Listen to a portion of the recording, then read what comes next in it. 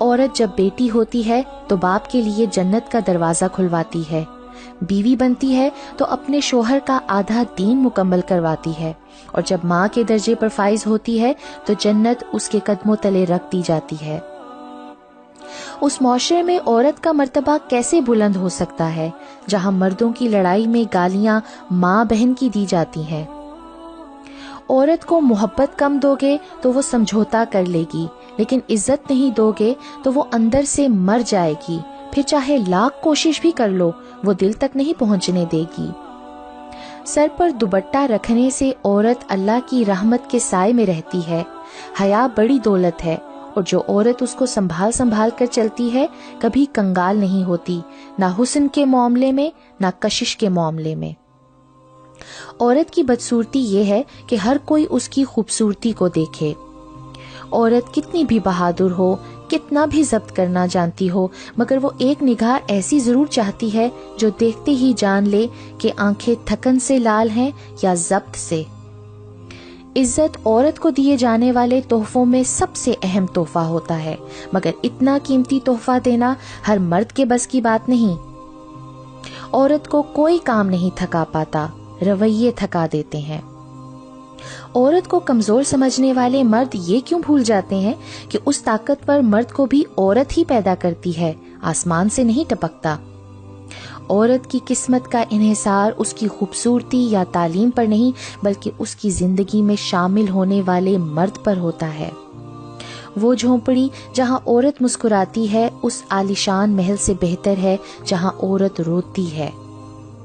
عورت جب تک مرد سے دور رہتی ہے تب تک وہ مرد کے لیے سب سے زیادہ دلکش، حسین اور نایاب چیز ہوتی ہے، لیکن جس وقت عورت محبت کا اقرار کر لیتی ہے تو اسی وقت مرد کی نگاہوں میں عورت کی اہمیت اور دلکشی کم ہو جاتی ہے، اور عورت کی نگاہوں میں مرد کی اہمیت بڑھ جاتی ہے، کیونکہ عورت اقرار کر کے قید ہو جاتی ہے اور مرد اقرار سن کر آزاد ہو جاتا ہے۔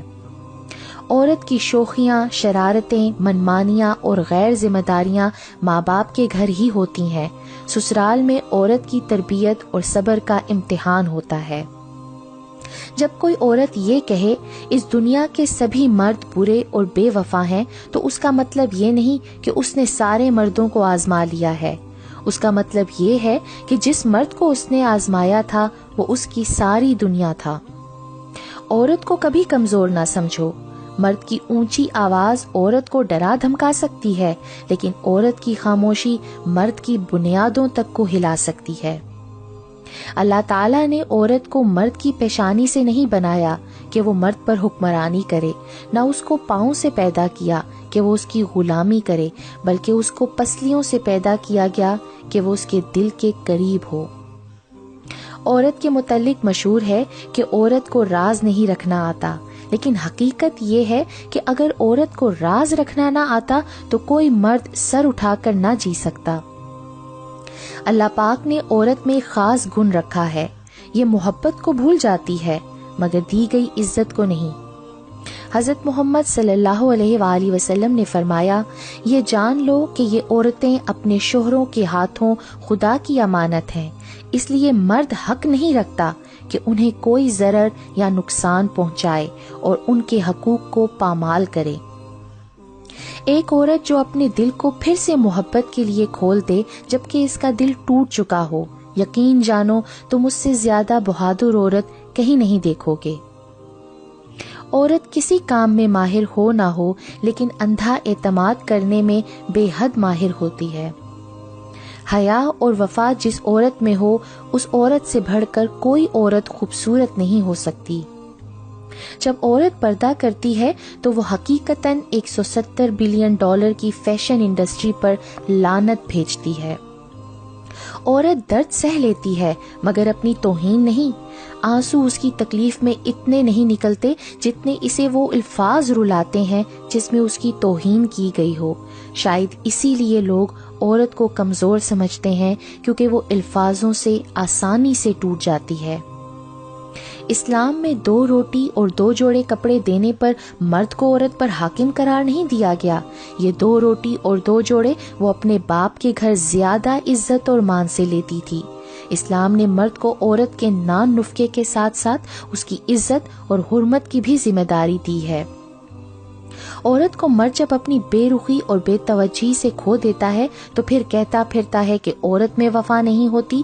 کیا سچ میں اسے اپنا وہ رویہ، اپنا دھتکارتا ہوا لہجہ یاد نہیں رہتا، یا پھر اس کی انا اسے اپنی غلطی ماننے نہیں دیتی؟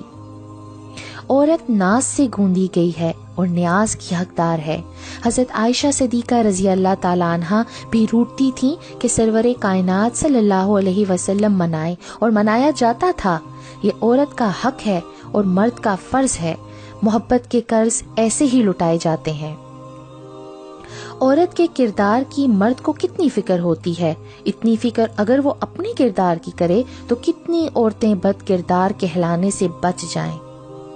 عورت کبھی نہیں بتائے گی کہ وہ تمہارے بغیر مر جائے گی، تمہارے بغیر کچھ نہیں چاہیے اسے۔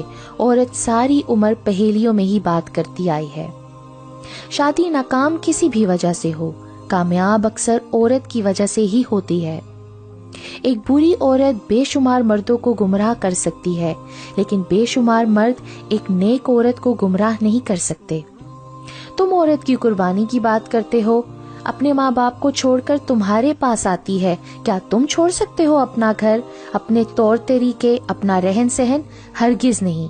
یہ تکلیف صرف ایک عورت ہی جانتی ہے۔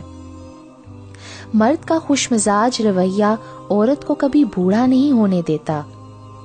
عورت کے محرم رشتے اگر اسے پیار اور عزت دیں تو وہ کبھی غیر محرم کی محبت میں گمراہ نہیں ہوتی۔ عورت رو سکتی ہے، دلیلیں نہیں پیش کر سکتی۔ اس کی سب سے بڑی دلیل اس کی آنکھ سے ڈھلکا ہوا آنسو ہے۔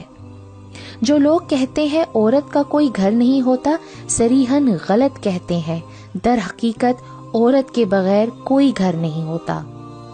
محبت میں عورت سے کوئی جیتتا نہیں ہے، اور نفرت میں عورت کو کوئی ہرا نہیں سکا۔ عورت محبت ٹوٹ کر کرتی ہے، انتظار بھی کرتی ہے، بے رخی، لاپرواہی سب کچھ برداشت کرتی ہے، لیکن عورت جب ایک دفعہ پرواہ کرنا چھوڑ دے تو آپ چاہے اس کے قدموں میں گر جائیں، وہ پرواہ نہیں کرے گی۔ عورت کا خمیر ایسی مٹی سے بنا ہے کہ وہ باہر کی فضا میں جتنی اونچی اڑان بھی لے، اس کی روح کو سکون گھر کی چاردیواری میں ہی ملتا ہے۔ نبی پاک صلی اللہ علیہ وآلہ وسلم کے نزدیک عورت پر ہاتھ اٹھانا اور گالیاں دینا ناپسندیدہ عمل ہے۔ برداشت کرنا عورت کی فطرت ہے۔ اگر عورت برداشت نہ کرے تو بہت کم گھر آباد ہوں۔ ایک عورت کبھی نہیں ٹوٹتی، نہ بیوی کے روپ میں، نہ بہو کے روپ میں، نہ کسی اور روپ میں ٹوٹتی ہے۔ وہ ٹوٹتی ہے تو صرف اور صرف ماں کے روپ میں۔ اس کی ساری عمر کا ارمان اور بھرم اس وقت کرچی کرچی ہوتا ہے جب اس کی اپنی اولاد اس کے سامنے کھڑی ہو جائے۔ عورت کو بس پیار والی زبان سمجھ آتی ہے۔ پیار، محبت، عزت اور نرمی سے بول کر تو دیکھو، وہ اپنا سب کچھ قربان کر دے گی۔ حضرت فاطمہ رضی اللہ تعالیٰ عنہا فرماتی ہیں کہ جب ایک عورت گھر میں ہوتی ہے، گھر کے کام اور بچوں کی تربیت کر رہی ہوتی ہے، تو اس وقت وہ اللہ کے سب سے قریب ہوتی ہے۔ نبی پاک صلی اللہ علیہ وسلم کا فرمان ہے کہ پاک دامن عورت پر الزام لگانا 100 سال کی عبادت کو ختم کر دیتا ہے۔